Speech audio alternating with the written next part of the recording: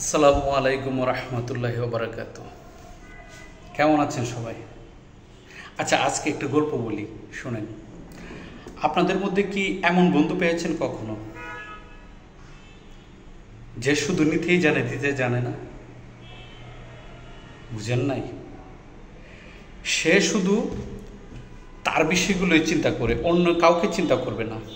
Example ধরেন, কোনো social মিডিয়াতে বলেন, তার ছবিগুলো, তার ভিডিওগুলোতে সে লাইক পছন্দ করে, কিন্তু অন্য কাউকে দিতে পছন্দ করে না।